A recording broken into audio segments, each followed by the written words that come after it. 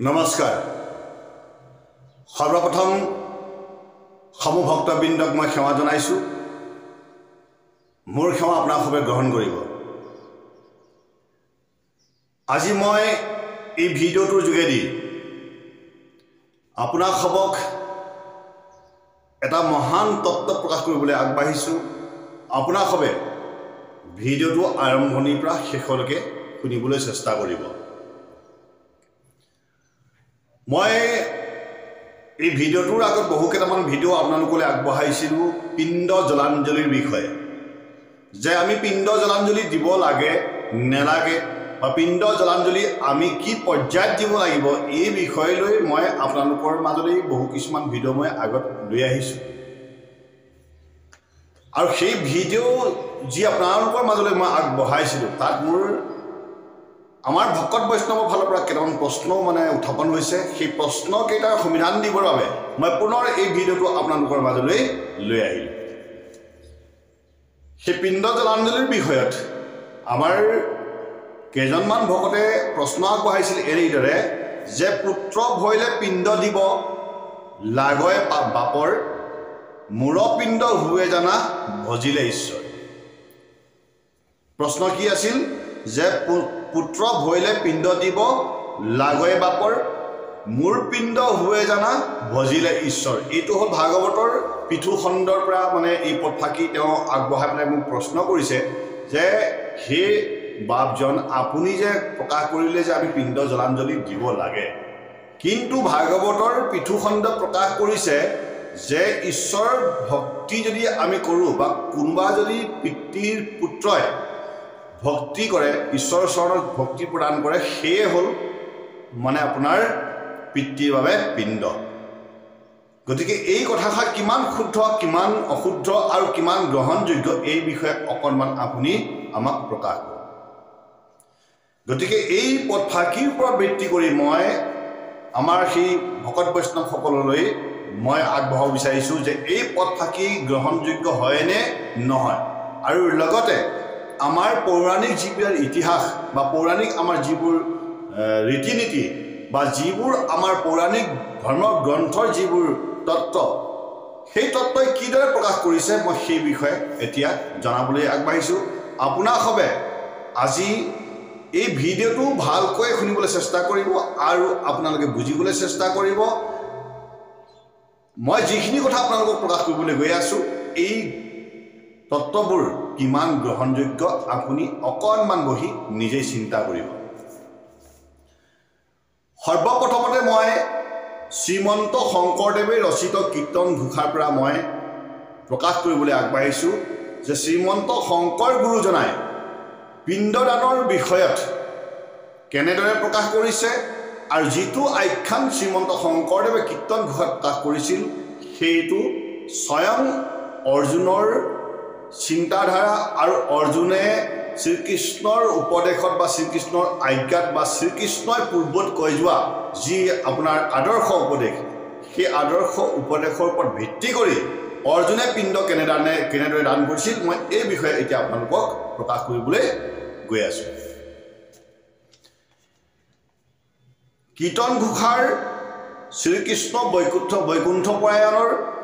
13 number ঘোষাত আমাক স্পষ্ট হিচাপে প্ৰকাশ কৰিছে শ্ৰীমন্ত শংকৰদেৱে কি বুলি এ ৰাম কহি আছে মাধৱে গীতাত যিটো জ্ঞান প্ৰবন্ধে হিয়াত তাক কৰিল ধ্যান চিৰকালে চিত্ৰক কৰিয়া বীৰে শ্ৰেষ্ঠ প্ৰেত কাৰ্য জ্ঞাতিৰ কৰাইলা মহাৰথ অনুক্ৰমে দিয়াই লন্ত পিণ্ড জলাঞ্জলি কৃষ্ণৰ আদেশ পাছে শুনি মহাবলি এতিয়া মই আপোনালোকক বুজাবলৈ গৈ আছোঁ ভাগৱতত কি বুলি কৈ গ'ল যে পুত্ৰ ভৈলে পিণ্ড দিব লাগয় বাপৰ মূৰ পিণ্ড হুৱে জানা ভজিলে ঈশ্বৰ ভাগৱতত প্ৰকাশ কৰিছে যে পিতাৰ পুত্ৰই যদি পৰমেশ্বৰ ভগৱন্তৰ ভক্তিৰ অৰ্চন বন্দন কৰে বা পৰম ভগৱন্তক যদি ভজে সেয়া হ'ল পিতৃৰ পিণ্ড বুলি ভাগৱতে প্ৰকাশ কৰিলে। এতিয়া আমাক কীৰ্তন ঘোষাত কি বুলি প্ৰকাশ কৰিছে যে অনুক্ৰমে দিয়ায়ন্ত পিণ্ড জলাঞ্জলি, অৰ্থাৎ ভাগৱতৰ পদৰ লগত কীৰ্তন ঘোষাৰ এই পদৰ কোনো মিল নাই, একেই নহয়, সম নহয়। ভাগৱতে বেলেগ এটা বুজাইছে আৰু কীৰ্তন ঘোষাই বেলেগ এটা বুজাইছে। এতিয়া আমি প্ৰশ্ন যদি কৰিবলৈ যাওঁ যে কীৰ্তন ঘোষাত যিটো পদ প্ৰকাশ কৰিলে শ্ৰীমন্ত শংকৰ গুৰুজনাই কি ভুল প্ৰকাশ কৰিছে বা শ্ৰীমন্ত শংকৰ গুৰুজনাই য'ৰ পৰা এই পিণ্ডদানৰ পিণ্ড জলাঞ্জলিৰ বিষয়ে পদ ৰচনা কৰি আমাক কীৰ্তন ঘোষাৰ মাজত প্ৰকাশ কৰিলে, এই পদ থাকি শ্ৰীমন্ত শংকৰদেৱে কি ভুল প্ৰকাশ কৰিলে নে শ্ৰীমন্ত শংকৰদেৱে ভালকৈ পঢ়াই নাছিল বা শ্ৰীমন্ত শংকৰদেৱে ভালকৈ তত্ত্বটো বুজা নাছিল? এনেকুৱা হ'ব পাৰে নেকি? কেতিয়াও হ'ব নোৱাৰে। তেতিয়াহ'লে আপোনালোকে বুজিব লাগিব ভাগৱতৰ কিছু পদ এনেকুৱা কিছুমান পদ আছে যিবোৰ পদ গ্ৰহণযোগ্য নহয়।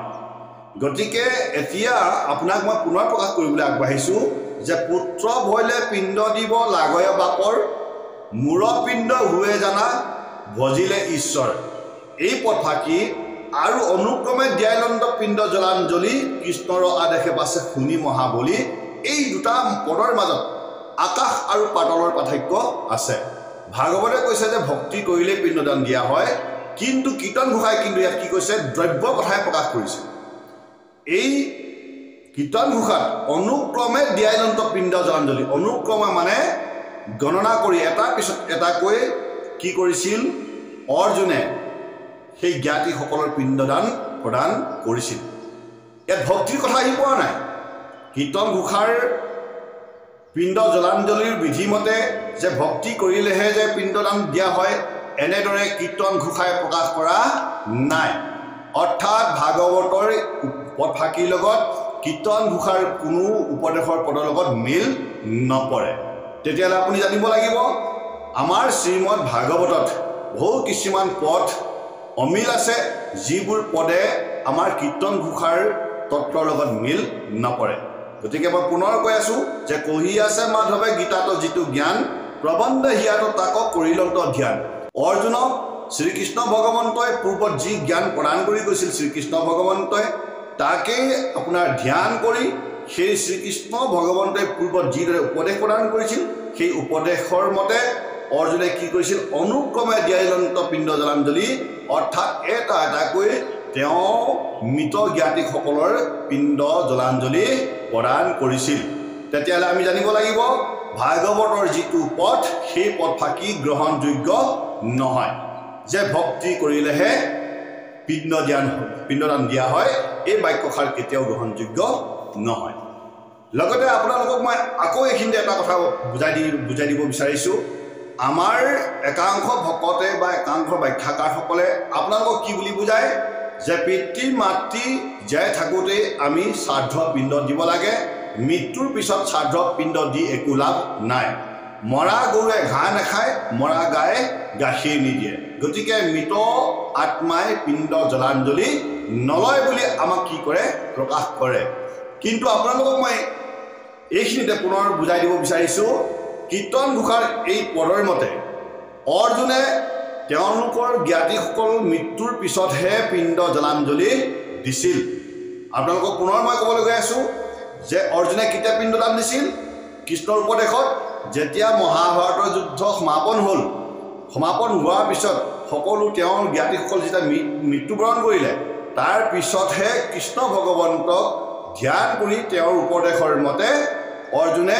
পিণ্ড জলাঞ্জলি প্ৰদান কৰিছিল। তেতিয়াহ'লে যিসকল ব্যাখ্যা কৰে আপোনালোকক যে কৈ থাকে যে পিতৃ মাতৃ জীয়াই থাকোঁতেই আমি শ্ৰাদ্ধ পিণ্ড দিব লাগে, মৃত্যুৰ পিছত দি একো লাভ নাই কাৰণ মৰা মানুহে পিণ্ড জলাঞ্জলি নলয়, এই বাক্যষাৰ বিলকুল ভুল। আৰু আপোনালোকক তেওঁলোকে কি কৰিছে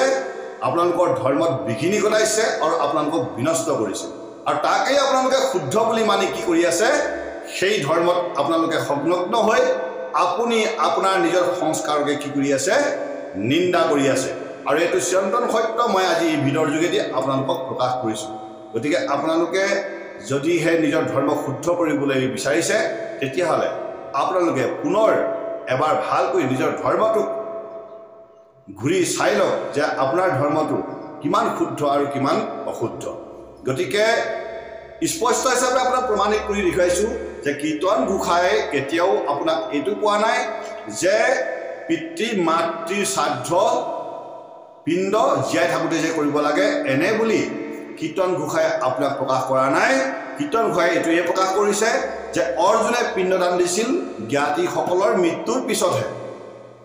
আৰু ইয়াত এইটো কোৱা নাই যে ভক্তি কৰিলেহে পিণ্ডদান দিয়া হয় এইটোও প্ৰকাশ কৰা নাই এইটোহে প্ৰকাশ কৰিছে যে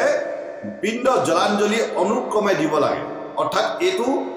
ভক্তিৰ কথা প্ৰকাশ কৰা নাই এইটো কি কৈছে কিছু দ্ৰব্য কথা প্ৰকাশ কৰিছে আৰু পিণ্ড অৰ্থটো ভক্তি নহয় পিণ্ডৰ অৰ্থটো হ'ল এটা দ্ৰব্যৰ প্ৰকাশ মানে সংকেত কৰি আছে দ্ৰব্যৰ বিষয়ে সংকেত কৰি আছে এইটো চিৰন্তন সত্য গতিকে আমি পিণ্ডদান দিব লাগে আৰু পিতৃ মাতৃৰ মৃত্যুৰ পিছতো আমি পিণ্ডদান দিব লাগে যদিহে আপোনাক এই কৰ্ম বা এই নীতি নিয়মৰ পৰা যদি আপোনাক বাধা কৰিছে তেতিয়াহ'লে আপোনাৰ ধৰ্মত বিঘিনি ঘটাইছে বুলি আপুনি আজি ভালকৈ জানি লওক তাৰপিছত মই আকৌ আপোনালোকক বুজাবলৈ গৈ আছোঁ গীতাৰ শ্ৰীমদ ভাগৱত গীতাৰ প্ৰথম অধ্যায়ৰ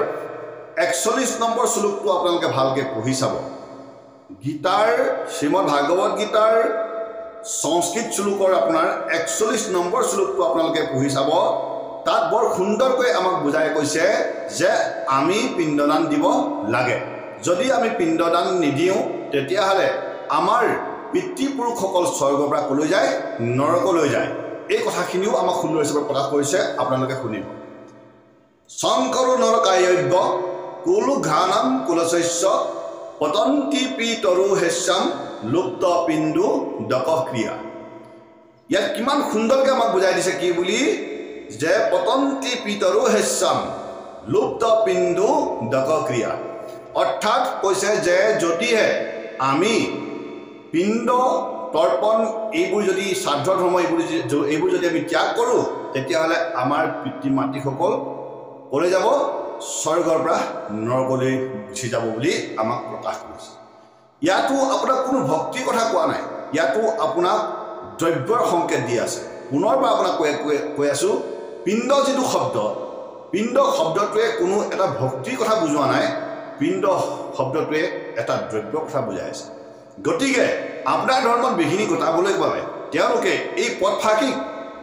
বিপৰীত ব্যাখ্যা কৰি বহু কিছুমান কথা আপোনালোকক মিলাই পেলাই কি কৰে প্ৰকাশ কৰে আপোনালোকৰ ধৰ্মটোক যাতে বিনষ্ট কৰিব পাৰে আৰু আপোনালোকক যাতে আপোনাৰ নিজৰ কৰ্তব্য কামৰ পৰা যাতে আপোনালোক বিচলিত কৰিব পাৰে তাৰ বাবে তেওঁলোকে কি কৰে সদায় প্ৰচেষ্টা কৰে গতিকে শ্ৰীমদ ভাগৱত গীতায়ো কৈছে যে পতন্তি পিতৰু হেস্যাম লুপ্ত পিণ্ডু দকক্ৰিয়া আমি পিতৃৰ শ্ৰাদ্ধ তৰ্পণ আৰু পিণ্ড যদি আমি জলাঞ্জলি নিদিওঁ তেতিয়াহ'লে আমাৰ কি হ'ব আমাৰ পিতৃসকলো হেনো ক'লৈ যাব নৰকলৈ যাব গতিকে ইয়াৰ পৰাও আপোনাক প্ৰমাণিত কৰি দিছোঁ যে আমি পিণ্ড দিব লাগে এতিয়া আমি যাওঁ ক'লৈ ৰামায়ণত যাওঁ ৰামায়ণত কি কৰিছিল আমাৰ ভগৱন্ত শ্ৰীৰামে আৰু লক্ষ্মণে কেনেদৰে পিণ্ডদান দিছিল এই বিষয়ে মই এতিয়া আপোনালোকক বুজাবলৈ গৈ আছোঁ ৰামায়ণত জটায়ুৰ পিণ্ডদান প্ৰদান কৰিছিল যেতিয়া জটায়ুৰ মৃত্যু হয় তেতিয়া ৰাম আৰু লক্ষ্মণে পিণ্ডদান প্ৰদান কৰিছিল আৰু সেই বিষয়ে সুন্দৰ হিচাপে পদত গাই শুনাইছোঁ মই আপোনালোকক কম্প কম্প কৰিয়া শৰীৰ ভৈল কাটি মৰিল জটায়ু বীৰ কাশ্য পৰনাতি শ্ৰীৰাম লক্ষ্মণ গ্ৰীবে চাপি ধৰিলত দুষ্টৰৰ বন্ধু বুলি মইনো কৰিলন্ত সীতা খান নিৰ্মিলন্ত বহল বিস্তাৰ তাতে তুলি তাংক কৰি লন্ত সংস্কাৰ দুই ভাই দিলা পাছে পিণ্ড জলাঞ্জলি ৰৌ মাছে দিলন্ত শত কৰ কাক বলি এতিয়া মই এইখিনিতে আপোনালোকক বৰ সুন্দৰ হিচাপে বুজাবলৈ গৈ আছোঁ এই পিণ্ডৰ যিটো জলাঞ্জলি যিটো বিধি যিটো নীতি এইটো আজিৰ পৰা নহয় এইটো বহু পূৰ্বৰ পৰা তেতা যুগৰ পৰাও এইবিলাক কৰ্ম চলি আহিছে সত্য যুগতো চলি আহিছে গতিকে সত্য তেতা দ্বাপৰ কলিটো চাৰিও যুগতেই পিণ্ড জলাঞ্জলি আমি দিব লাগে গতিকে পিণ্ড জলাঞ্জলি হ'ল আমাৰ প্ৰত্যেকজন মনুষ্যৰ কৰ্তব্য আৰু ধৰ্ম গতিকে এই ধৰ্ম আৰু কৰ্তব্যৰ পৰা যদি আমি বিচলিত হওঁ তেতিয়াহ'লে আমি কি হ'ব লাগিব অপৰাধী হ'ব লাগিব গতিকে মই আপোনালোকক মই পুনৰবাৰ কৈছোঁ ৰাম আৰু লক্ষ্মণে জটায়ুৰ পিণ্ডদান প্ৰদান কৰিছিল এতিয়া মই আপোনালোকক এটা কথা বুজাবলৈ গৈ আছোঁ যদিহে পিণ্ডদান যদি আমি দিবই যদি নেলাগে পিণ্ড জলাঞ্জলি দিয়াটো যদি আমাৰ অপৰাধ তেতিয়াহ'লে ৰামেনো কিয় পিণ্ড জলাঞ্জলি দিলে অৰ্জুনেনো কিয় পিণ্ড জলাঞ্জলি দিলে গতিকে এই কথাখিনি আমি জানিব লাগিছিল সীতায়ো কি কৰিছিল আপোনাৰ পিতৃ দশৰথৰ পিণ্ড জলাঞ্জলি প্ৰদান কৰিছিল কিন্তু আজি আপোনালোক কি কৈছে কলি যুগৰ যুগ ধৰ্ম বুলি আপোনালোকক কিছুমান কৰ্তব্য কৰ্মৰ পৰা কি কৰিছে বিৰত কৰিছে কিন্তু আপোনালোকক জানো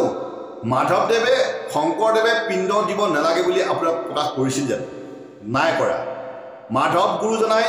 শ্ৰীমন্ত শংকৰদেৱ গুৰুজনাই আপোনাক পিণ্ড জলাঞ্জলি নিদিবা বুলি প্ৰকাশ কৰা নাই শ্ৰীমন্ত শংকৰদেৱেও পিণ্ড জলাঞ্জলি দিছে বুলি আমাৰ শাস্ত্ৰৰ মাজত প্ৰমাণ আছে গতিকে আমি আনৰ কথাত প্ৰলোভন গৈ যদি আমি নিজৰ ধৰ্ম যদি ত্যাগ কৰিছোঁ তেতিয়াহ'লে আমি হ'ব লাগিব অপৰাধী আৰু যিখন সমাজত থাকি আপুনি যাৰ প্ৰলোভনত আপুনি নিজৰ ধৰ্ম ত্যাগ কৰিছে তাৰ প্ৰতিফল আপুনি পাব লাগিব গতিকে আপুনি অকণমান সাৱধান হওক গতিকে মই আপোনাক পুনৰ কৈ আছোঁ এতিয়া চাওক শ্ৰীৰাম ভগৱন্তই কি কৈছে দুই ভাই দিলা পাছে পিণ্ড জলাঞ্জলি ৰৌ মাছে দিনন্ত চতকৰ কাক বুলি এতিয়া এইখিনি এটা প্ৰশ্ন হৈছে যে ৰাম আৰু লক্ষ্মণে মাছেৰে বা ৰৌ মাছেৰে পিণ্ডদান দিব পাৰেনে নোৱাৰে এইখিনিতে আপোনালোকে এটা কথা জানি লওক ৰাম ভগৱন্তই যেতিয়া মৃগ মাৰিবলৈ যায় যদি কোনো জীৱ জন্তুক যদি বধ কৰিবই নাপায় তেতিয়াহ'লে তেওঁ ধনুকাঁড় লৈ হিৰণৰ পিছত কিয় পৰিছিল হিৰণটোক বধ কৰিবলৈ কিয় পিছত পৰিছিল তেতিয়া আপোনালোকে ক'ব সেইটো এটা মৰিশ্বৰ আৰু ৰামৰ লীলা আছিল বুলি ক'ব ঠিক আছে যদি ৰামৰ এইটো লীলা আছিল তেতিয়া দশৰথে ধনুকাঁড় লৈ শব্দবাণেৰে সেই আপোনাৰ অন্ধ পিতৃ মাতৃক লৈ অহা শ্ৰৱণ কুমাৰক কেনেকৈ আপোনাৰ মাৰিলে আপুনি এই কথাখিনি ভালকৈ বুজিবলৈ চেষ্টা কৰক যদিহে কোনো হিৰণ বধ কৰিব নালাগে যদি আমি মাছ মাংস সেইখিনি সময়ত খোৱা নাছিল তেতিয়াহ'লে দশৰথে সেই হিৰণক বধ কৰিবলৈ বাবে হিৰণক বধ কৰিবলৈ গৈ শব্দ বাণেৰে শ্ৰৱণ কুমাৰক কেনেকৈ বধ কৰিলে যি শ্ৰৱণ কুমাৰে অন্ধ পিতৃ মাতৃক তীৰ্থস্থান ঘূৰাবলৈ লৈ গৈছিল তেতিয়াহ'লে আপোনালোকে জানিব লাগিব এজন দশৰথ যিজন আপোনাৰ ৰজা আছিল কিহৰ অযোধ্যাৰ ৰজা দশৰথে কেনেকৈ সেই ধনুকাঁড় লৈ হিৰণ বুলি শ্ৰৱণ কুমাৰৰ বুকুত কি কৰিছিল ধনুকাঁড় মাৰিছিল তেতিয়াহ'লে নিশ্চয় জানিব লাগিব আপুনি তেতিয়াহ'লে সেইখিনি সময়ত মাছ মাংস এইবোৰ ব্যৱহাৰ হৈছিল যাৰ বাবে তেওঁলোকে যি খাইছিল তাকেই আপোনাৰ পিতৃ মাতৃৰ পিণ্ডদানত প্ৰয়োগ কৰিছিল আৰু এতিয়াও যিসকলে মাছ মাংস খায় তেওঁলোকে আজিও সেইবাবে কি কৰে বলি প্ৰদান কৰে আৰু যিসকলে মাছ মাংস নাখায় তেওঁলোকে কোনো বলিও দিবলৈ নাই আৰু কাকো মাৰিবলৈও নাই গতিকে যিসকল নিৰামিষ তেওঁলোকে কোনোদিন বলি পূজা নকৰে আৰু যিসকলে মাছ মাংস খায় তেওঁলোকে সদায় ঈশ্বৰ ভগৱন্তৰ চৰণত অৰ্পণ কৰি কি কৰে মাছ মাংস বলি দিয়ে এতিয়া আমাৰ মাজতো বহু কিছুমান এনেকুৱা ব্যক্তি আছে যিসকল আমি অক্ষৰৰ নাম ধৰ্ম আমি লৈ আছোঁ বুলি নিজকে অহংকাৰ গৌৰৱ কৰোঁ সেইসকলেও কি কৰি আছে মাছ আপোনাৰ মাৰি মাছক বধ কৰি কি কৰি আছে তেওঁলোকে নিজৰ তৃপ্তিৰ বাবে জিৱাৰ তৃপ্তিৰ বাবে কি কৰিছে জীৱক বধ কৰি আছে সেইটো জানো বলি নহয় এতিয়া আপুনি যদি এখন কাঁহী যদি এটা মাছৰ টুকুৰা লৈ যদি আপুনি অন্ন ভোজন মন্ত্ৰ মাতে কৃষ্ণ নাম মন্ত্ৰ মাতে আৰু মানে আপোনাৰ অন্ন গ্ৰহণ মন্ত্ৰ মাতে তেতিয়াহ'লে আপুনি কি কৰি আছে কৃষ্ণ চৰণত বলি প্ৰদান কৰিছে কাৰণ আপুনি কি কৰিছে থালিত মাছৰ টুকুৰা এটা জীৱৰ মাংস আপুনি কি কৰিছে আপোনাৰ কাঁহীখনত আপুনি লৈ ঈশ্বৰৰ চৰণত কি কৰিছে আপুনি অন্ন ভোজন মন্ত্ৰ মাতিছে অন্নে ব্ৰহ্মৰ সেই বিষ্ণু ভোজন কৰে পূৰ্ণ কৃষ্ণ শুদ্ধ অন্ন জীৱ খায় সেই দুখে মুখ নাপায় এনেধৰণৰ যিটো অসমীয়াত আপোনাৰ ৰচনা কৰিছে এই মন্ত্ৰটো আপুনি মাতিছে খোৱাৰ আগত কিন্তু যেতিয়া আপুনি এই মন্ত্ৰ মাতে তেতিয়া আপোনাৰ কাহিনী কি আছে মাংসৰ পিচ আছে আৰু মাছৰ পিচ আছে তেতিয়াহ'লে আপুনি কাক দিলে সেই মাছ মাংস টুকুৰা আপুনি কৃষ্ণক দিয়া নাই জানো আপুনিতো কৃষ্ণকে দিলে মাছ কৃষ্ণকে দিলে মাংস টুকুৰা গতিকে আপুনি অহংকাৰ নকৰিব গতিকে আপোনালোকে তেনেকৈ ধৰি অহংকাৰ কৰি যদি আপোনালোকে ধৰ্ম বিনষ্ট কৰিব বিচাৰে তেতিয়াহ'লে এইটো মানি লোৱা নহ'ব কিন্তু এটা কথা আপোনালোকে মনত ৰাখক স্পষ্ট হিচাপে মই আমাৰ ভকত বৈষ্ণৱক দুবাৰ ক'বলৈ বিচাৰিছোঁ গতিকে যিসকলে মাছ মাংস খায় তেওঁলোকে কি কৰে সেই আপোনাৰ পিণ্ড জলাঞ্জলিত মাছ মাংসও তেওঁলোকে দিব পাৰে কিন্তু যিসকলে নেখায় যিসকলে নিৰামিষ ভোজন কৰি আছে তেওঁলোকে কি কৰিব পাৰে যিকোনো এটা দ্ৰব্য বা জলাঞ্জলি দিও পৰম ঈশ্বৰ ভগৱন্তৰ নাম লৈ পিতৃ মাতৃ পিণ্ড জলাঞ্জলি দিব পাৰে গতিকে স্পষ্ট হিচাপে আজি আপোনালোকক মই প্ৰকাশ কৰিছোঁ